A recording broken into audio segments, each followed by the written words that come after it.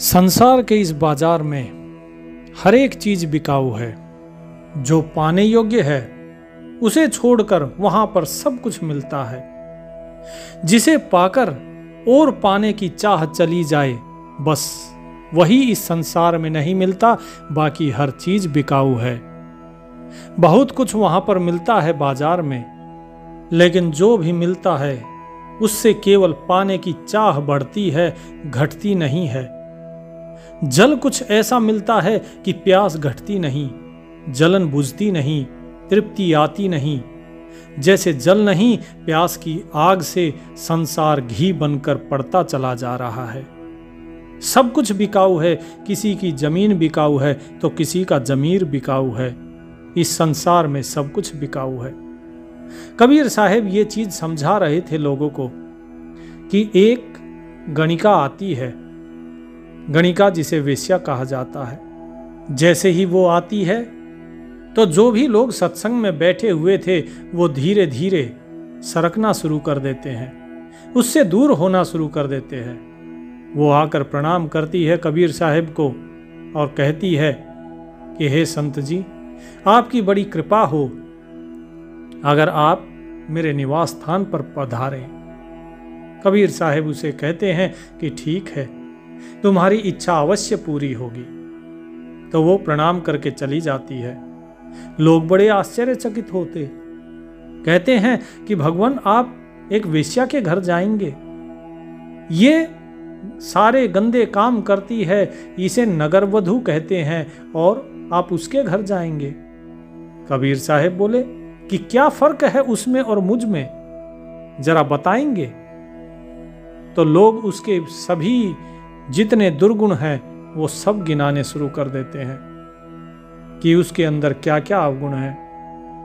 कबीर साहब ने कहा कि क्या कोई मुझे अब उसके गुण बता सकता है? लेकिन कोई भी उसके गुण नहीं बताता है। वो सभी के सभी मौन रह जाते हैं। कबीर साहब कहते हैं कि ठीक है, तुम अगर उसके अवगुण बता सकते हो और अगर उसके अंदर गुण नहीं देख सकते हो, फिर तो तुम्हें अभी बहुत मेहनत करनी पड़ेगी। सफलता अभी तुमसे बहुत दूर है। लोगों ने पूछा कि साहब, फिर सफल होने के लिए क्या करना पड़ेगा?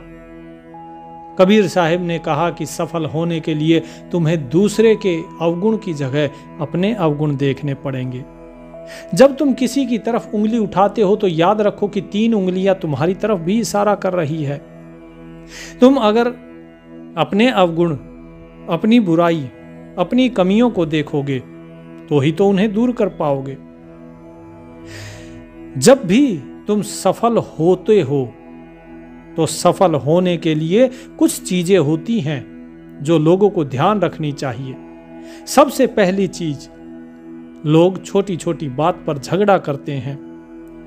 तुम भक्त हो, स्वयं को सत्संगी कहते हो, तो तुम्हें ये छोटी छोटी बातों पर झगड़ना छोड़ना होगा।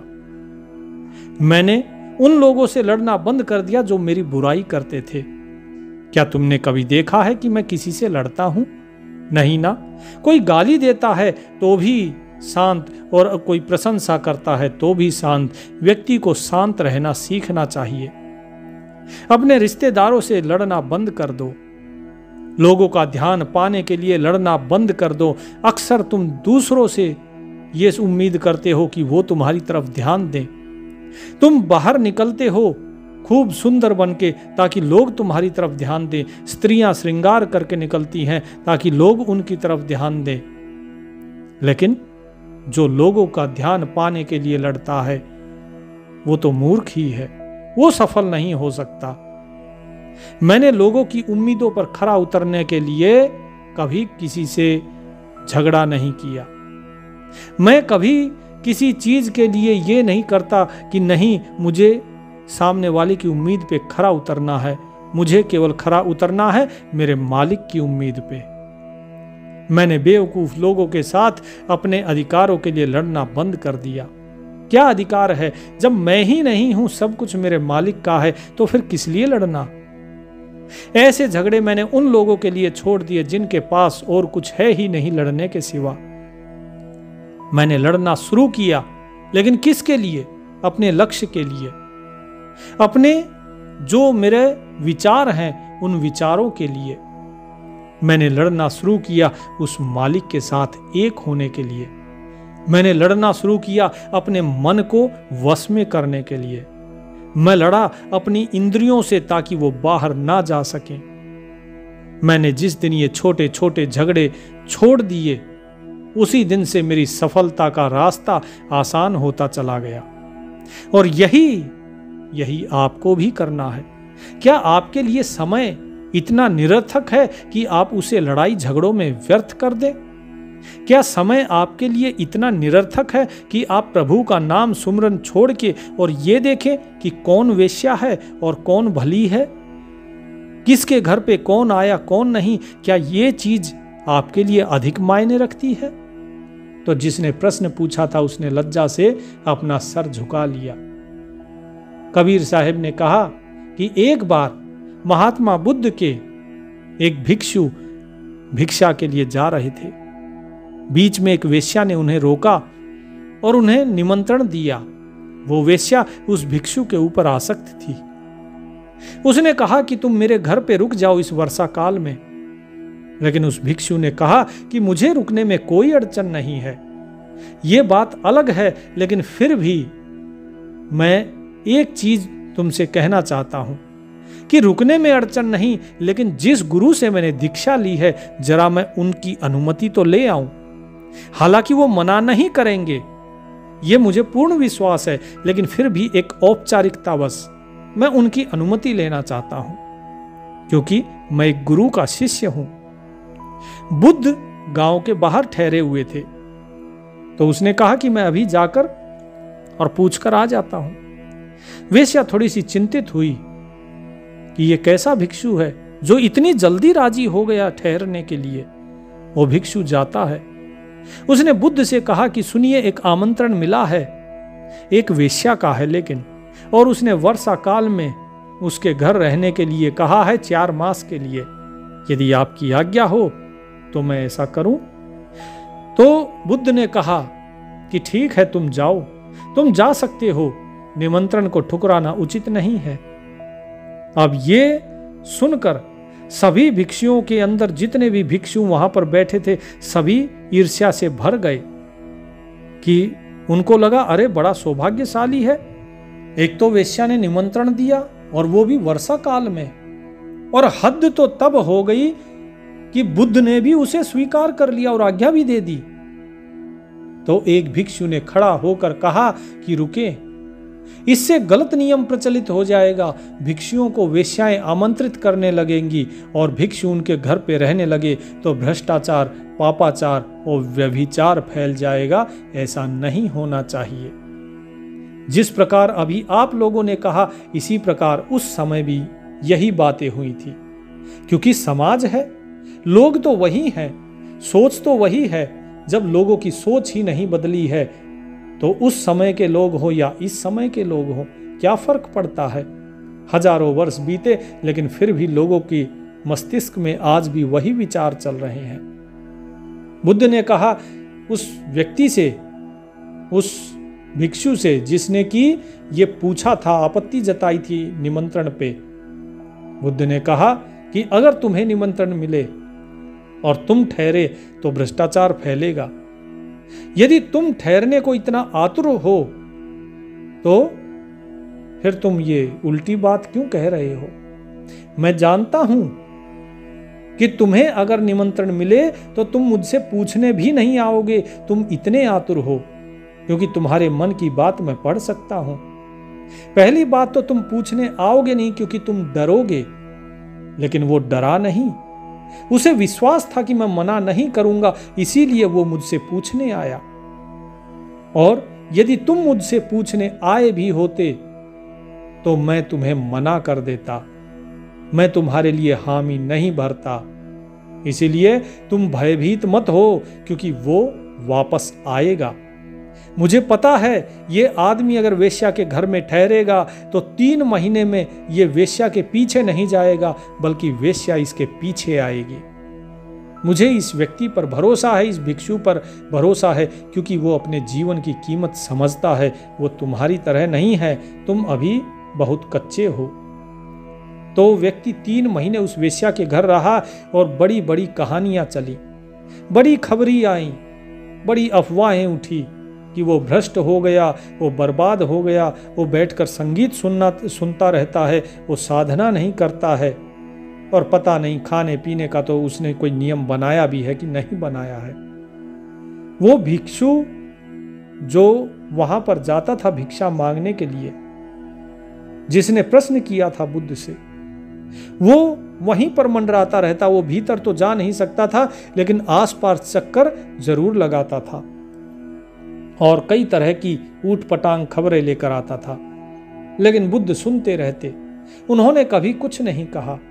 3 महीने बाद जब वो भिक्षु वापस आया तो वो वेश्या उसके पीछे पीछे आई और उस वेश्या ने कहा कि मेरे धन्य भाग कि आपने इस भिक्षु को मेरे घर में रुकने की आज्ञा दी।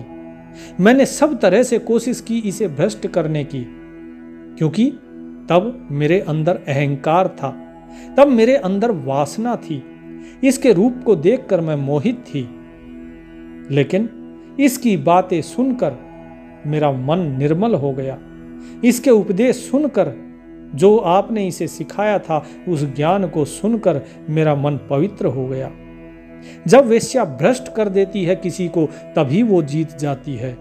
वो मेरा अहंकार था कि ये भिक्षु भ्रष्ट हो जाए, लेकिन इसके सामने मैं हार गई। मेरा सौंदर्य व्यर्थ, मेरा शरीर व्यर्थ, मेरा संगीत व्यर्थ, मेरा नृत्य कुछ भी इसे नहीं लुभा पाया, और 3 महीने में मैं ही इसके प्रति लोभ में पड़ गई। मेरे मन में यह सवाल उठने लगा कि क्या है इसके पास, कौन सी संपदा है जिसके कारण इसे मैं कचरा दिखाई देती हूं और ये मेरी तरफ आसक्त नहीं होता। अब मैं भी उसी की खोज करना चाहती हूं। जब तक वो संपदा मुझे नहीं मिल जाती, तब तक मैं सब कुछ करने को तैयार हूं, मैं सब कुछ छोड़ने को राजी हूं। अब जीने में कोई अर्थ नहीं जब तक मैं इस अवस्था को न पालूं जिसमें यह भिक्षु है। और इसके बाद वो जो वेश्या थी वो भिक्षुनी बन गई। तो आप बताइए मुझे कि जरूरत एक संत की, एक साधु की, एक सत्संग की कहां है? एक चिकित्सक की जरूरत, एक वैद्य की जरूरत बीमार लोगों के बीच में है या स्वस्थ लोगों के बीच में? लोगों ने कहा कि जी बीमार के बीच में, जो स्वस्थ है उसे वैद्य की क्या जरूरत? कबीर साहिब ने कहा बिल्कुल सही बात। तो सबसे अधिक बीमार लोग कहां आते हैं? सबसे अधिक बीमार लोग इन्हीं वेश्याओं के पास आते हैं। जब ये स्वयं ही पतित हो चुकी हैं, इनके साथ आने वाले वो भी पतित हैं, तो अगर वहां पर सत्संग हो तो इसमें बुराई क्या है? ये सब कुछ देखने का नजरिया है, जैसे तुम्हारे देखने का नजरिया है। तुम अभी भी इसी संसार की चीजों में भटके हुए हो, इसी संसार की वासनाओं कामनाओं में भटके हुए हो। जैसे मनुष्य का मन एक छोटे बच्चे की तरह होता है, ऐसे ही तुम्हारा मन अभी भी एक छोटे बच्चे की तरह है। जैसे छोटा सा बच्चा बाजार में आया हो, मेले में आया हो, वो हर चीज खरीदने के लिए रुक जाता है और हर चीज को खरीदने के लिए रोने लगता है। अपने पिता के साथ वो बहस करता है, तड़पने लगता है, परेशान हो जाता है। और ये बच्चा सारी चीजें अगर खरीद भी ले और सांझ होते होते, दुकानें बंद होते होते वो अपने घर ढेर सारे खेल खिलौने लेकर आ भी जाए, तो भी खेल खिलौने ही हैं, उनका कोई मूल्य नहीं है।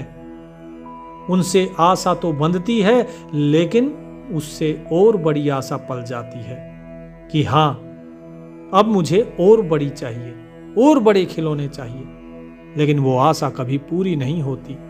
2-4 दिन के बाद बच्चा पाता है कि जिन खेल खिलौनों के लिए वो इतना ठिठका, इतना रोया, इतना परेशान हुआ, वो उन्हें खुद ही छोड़कर कोने में कहीं डाल देता है, खुद ही उन्हें बाहर फेंक देता है, क्योंकि अब उसे उनमें आनंद नहीं आ रहा। अब उसे कुछ और चाहिए। ये मन की पुनरुक्ति है।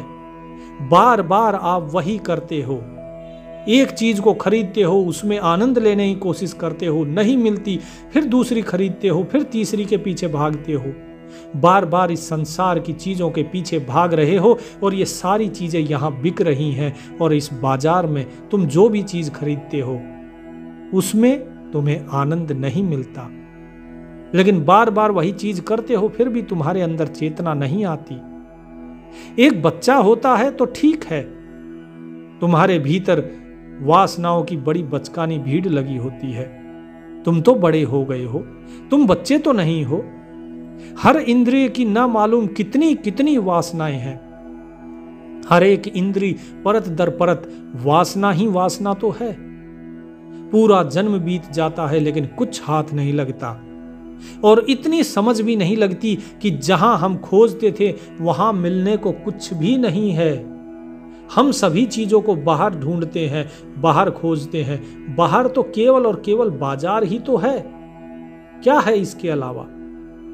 जिसे ये दिखाई पड़ने लगा कि जो दुकानों की तरफ से उपेक्षा से गुजरने लगा, जिसके भीतर धीरे धीरे अपने को खोजने की तलाश पैदा हो गई, जिसे ये ख्याल आया कि जब अपने को ही नहीं पाया तो और कुछ पाकर मैं करूंगा भी क्या।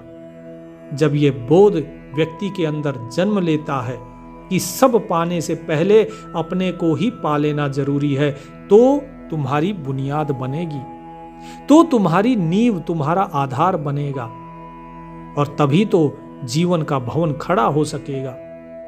यदि तुम्हारी बुनियाद ही कमजोर है तो तुम्हारा भवन गिरता रहेगा, तुम फिर बनाओगे वो फिर गिर जाएगा। जैसे रेत का महल बनाते हैं, रेत का भवन बनाते हैं, हवा आती है या पानी गिरता है और वो फिर गिर जाता है।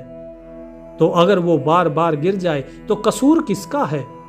क्या गुरु का कसूर है, या हवा का कसूर है, या पानी का कसूर है, समय का कसूर है? किसका कसूर है?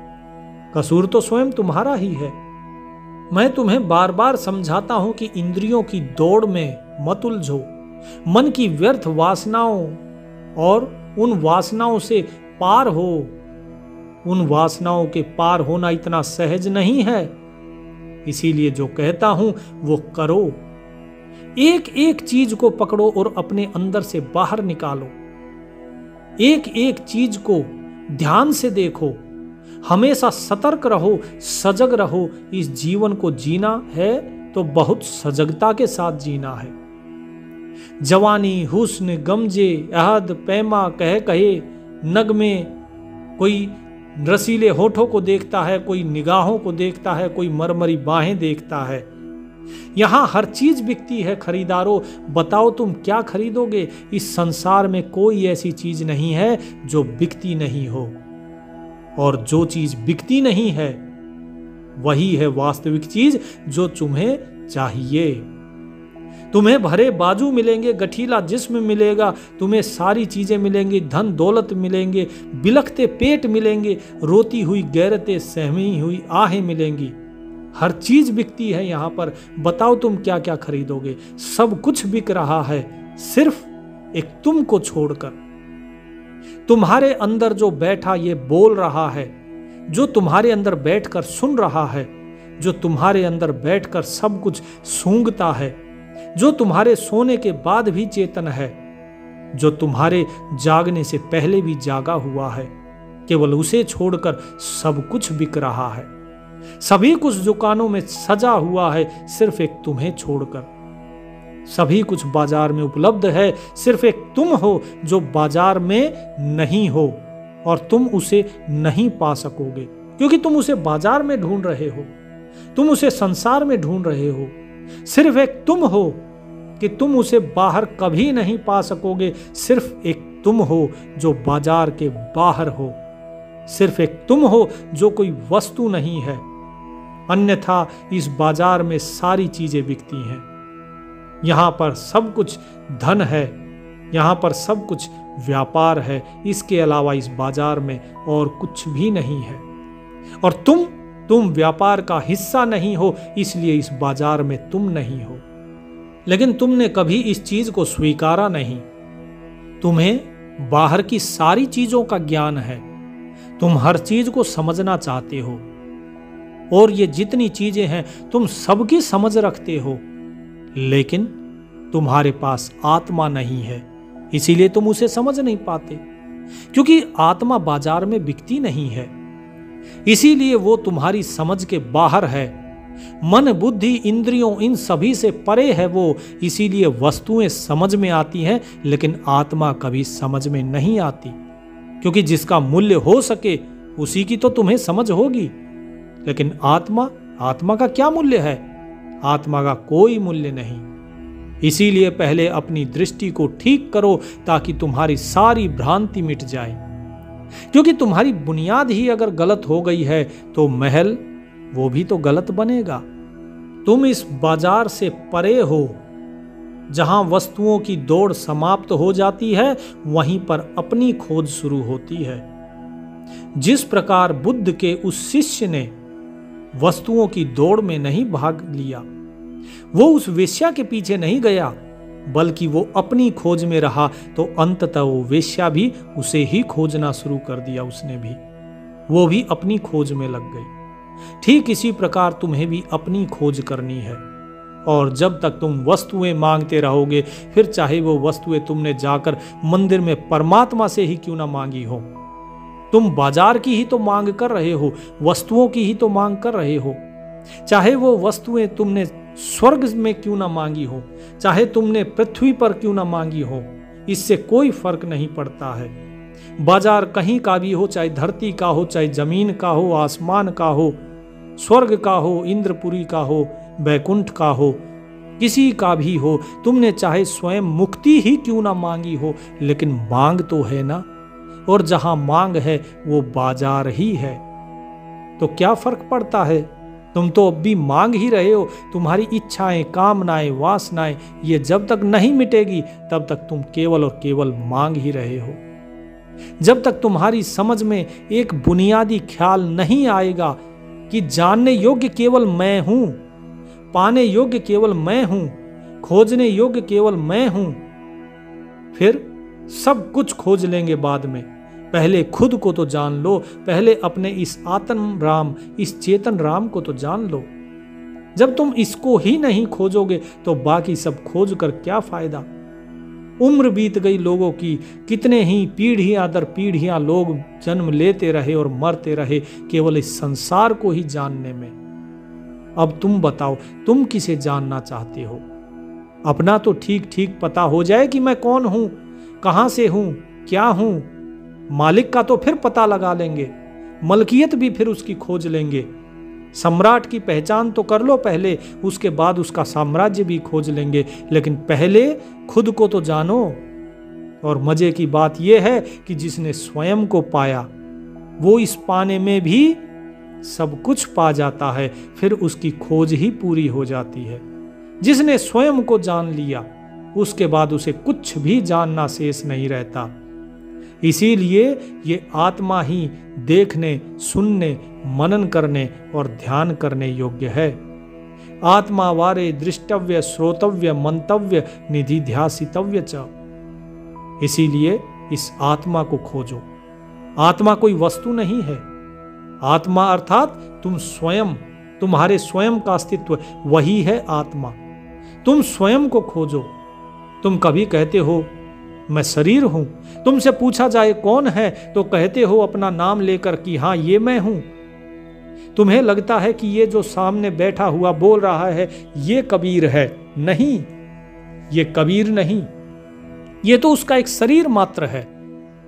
ये कबीर नहीं, मैं कबीर नहीं हूं। पानी से पैदा नहीं, श्वासा नहीं शरीर, अन्न आहार करता नहीं, ताका नाम कबीर। कि जो पानी से पैदा हुआ है, रजो वीरे बूंद से जो पैदा होता है वो कबीर नहीं है। ये शरीर जो तुम देख रहे हो, ये शरीर तो श्वास ले रहा है, लेकिन जो श्वास नहीं लेता वो कबीर है। तुम जिसे देख रहे हो ये शरीर तो भोजन करता है, ये शरीर पानी भी पीता है। कबीर साहब ने एक गिलास उठाया पानी का और पी गए, बोले देखो इस शरीर ने पानी पिया। लेकिन जो अन्न आहार नहीं करता, जो पानी नहीं पीता, वो कबीर है।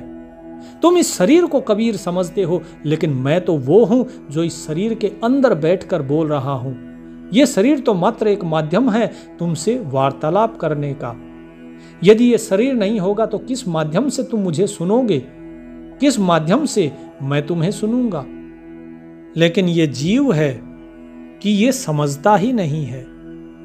कितने ही राम कृष्ण होकर चले गए इस संसार से, लोग उन शरीरों को ही समझते हैं कि ये शरीर ही राम है और इस शरीर ही कृष्ण है। किशन बिशन कनवा भगवाना नो अवतार नवेला, नाद बिंद में खेलन आए आखिर फोकट मेला। 16 सहस गोपिका जिसकी राधा सी पटरानी, कहाँ गए वो कनवा खेलत उनकी कहो निशानी। कि कितने ही कृष्ण हो चुके हैं, विष्णु के कितने अवतार हो चुके हैं, कितने राम हो चुके हैं, कितनी ही रास लीलाएं कर चुके हैं श्री कृष्ण। कितनी ही गोपियां थी उनकी, 16,000 गोपियां थी, और राधा जैसी जिनकी पटरानी थी, कहाँ हैं वे कृष्ण। कृष्ण ने तो स्वयं गीता में कहा है कि अहम आत्मा गुड़ाकेशा, कि मैं तो आत्मा हूं जो इस शरीर के अंदर बैठा बोल रहा हूं, तुम मुझे शरीर मत मानो। जब अर्जुन ने कहा कि आप मुझे गीता का ज्ञान जो दे रहे हैं, ये ज्ञान आप कहते हो कि आपने आदि काल में सूर्य को दिया था, लेकिन सूर्य तो पुरातन है और आपका जन्म तो अभी आधुनिक काल में हुआ है। तो श्री कृष्ण क्या कहते हैं कि नहीं, मेरे और तुम्हारे बहुत से जन्म हो चुके हैं, लेकिन मैं जानता हूं उसे तुम नहीं जानते हो। मैं वास्तव में ये शरीर नहीं हूं, तुम केवल मुझे ये शरीर मानने की भूल ना करो। ये शरीर तो एक वस्त्र है जो कि आत्मा धारण करती है। एक वस्त्र फटा तो हमने बदल दिया, हम दूसरा वस्त्र पहन लेते हैं। और इसी प्रकार आत्मा एक शरीर को छोड़कर दूसरा शरीर धारण कर लेती है, लेकिन यह आत्मा शाश्वत है और मैं वही आत्मा ही हूं। और यही चीज बार बार कबीर साहब कहते हैं कि यह शरीर कबीर नहीं है। शरीर का नाम रखा है लोगों ने कबीर, लेकिन जब तक इस शरीर का नाम कबीर नहीं रखा था, मैं तो तब भी था। तब बताओ मुझे किस नाम से पुकारते थे? तब तो कोई नाम नहीं था इस शरीर का। तो इस संसार के रखे हुए नाम से भला मेरा नामकरण कैसे हो सकता है? मैं तो शाश्वत हूं, हमेशा से था, रहूंगा, और पहले भी था और अब भी हूं। मैं चारों युगों में आता हूं, कभी सत सुकृत बनकर, कभी करुणामयी बनके, कभी कबीर बनके, तो कहीं मुनिंद्र बनके, कहीं जोगजीत हूं मैं ही ज्ञानी हूं। मैं हर रूप में हूं और सभी रूपों से अलग भी हूं। इस शरीर के अंदर बैठा हुआ मैं कबीर हूं, लेकिन इस शरीर से अलग भी हूं। लेकिन जिस दिन तुम अपने इस स्वयं को जान जाओगे, उस दिन तुम फिर इस बाजार में नहीं भटकोगे, फिर तुम इस शरीर को जानने की कोशिश नहीं करोगे। अभी जब तुमसे कहा जाता है कि तुम स्वयं को जानो, तो तुम अपने शरीर को जानने लगते हो, लेकिन इस शरीर से परे हो तुम वो शुद्ध बुद्ध चेतन आत्मा हो, वो चेतन राम हो तुम, जो मैं हूं। मुझ में और तुम में कोई फर्क नहीं है। जिस प्रकार एक वृक्ष के हर एक पत्ते में वही वृक्ष समाया होता है, उस वृक्ष के अलावा उस पत्ते का कोई अस्तित्व नहीं होता। उस वृक्ष से ही वो पत्ता है, सभी पत्ते उसी से जुड़े हुए हैं। उन पत्तों का आपस में कोई संबंध नहीं है, केवल एक ही संबंध है कि वो सभी उसी एक ही वृक्ष से जुड़े हैं। ठीक इसी प्रकार तुम और मैं एक ही हैं, क्योंकि हम सभी के अंदर बैठा वो चेतन राम एक ही है। अलग है तो केवल तुम्हारा मन, तुम्हारा अंतःकरण, तुम्हारी इंद्रियां, तुम्हारा शरीर, केवल यही तो अलग है, और उसे ही तुम स्वयं मान बैठे हो। और इसी के कारण तुम्हारे अंदर तू और मैं का भेद पैदा हो गया है, जिसे अज्ञान कहते हैं, और यही माया है। इसी माया के कारण लोग काम क्रोध लोभ मोह अहंकार में फंसते हैं। इसी माया के कारण लोग पाप करते हैं। कौन करता है ये पाप? क्या ये पाप आत्मा करती है? नहीं, ये पाप करवाता है आपका अंतःकरण, ये पाप करवाता है आपका मन, ये पाप करवाती हैं आपकी इंद्रियां, और करने वाला ये शरीर है। ये शरीर केवल एक माध्यम है जिसके माध्यम से सारा कर्म किया जा सकता है। यदि ये शरीर ही ना हो तो मन भला क्या कर्म कर पाएगा? जब ये शरीर ही नहीं है तो इंद्रियां ही नहीं है, फिर कर्म कौन करेगा?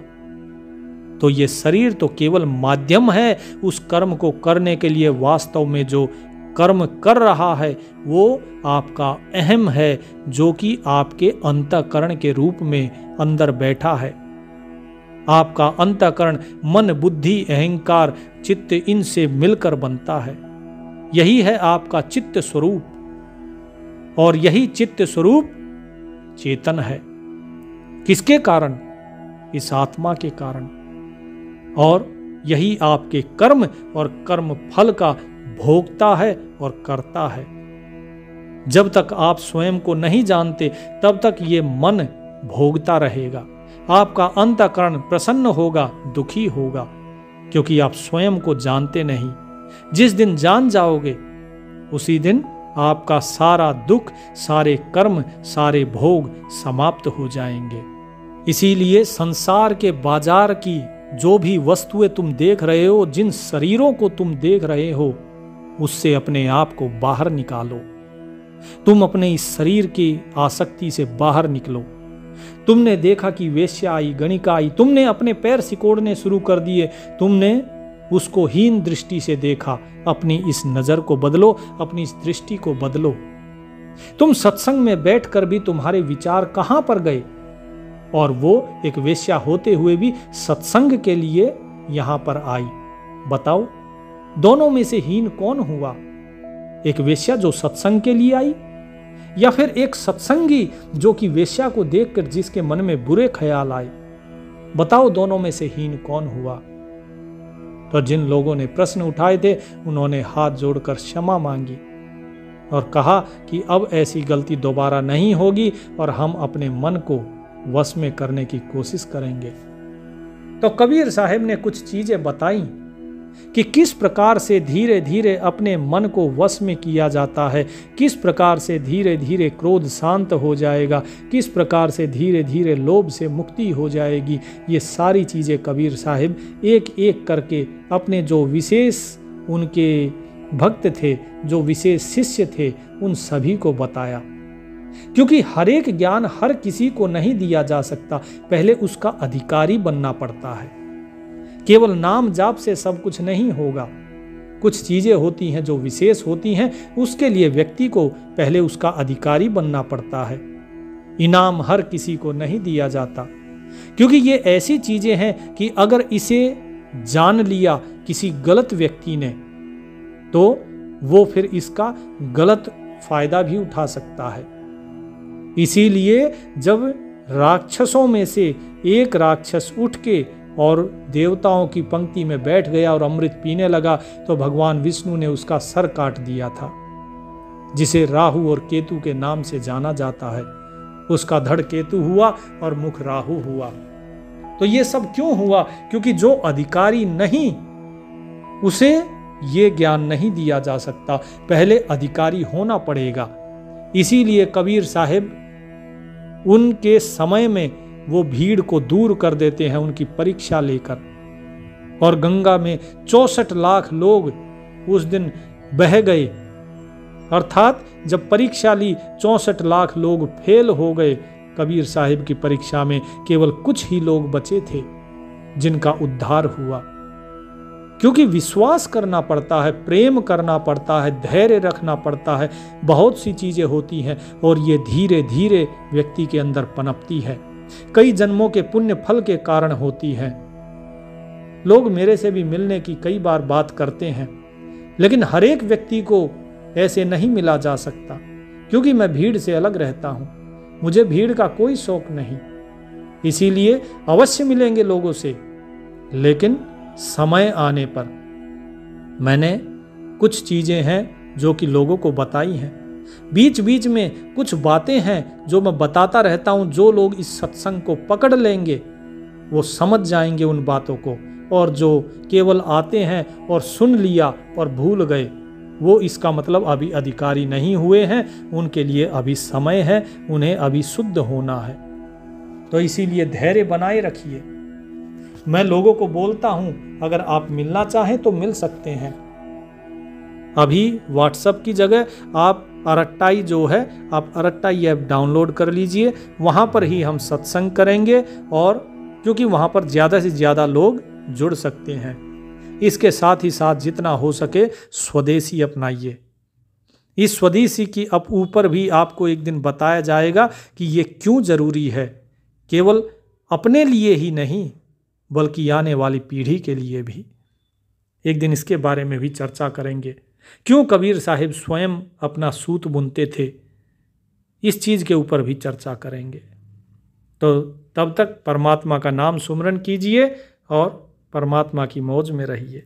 सत साहिब।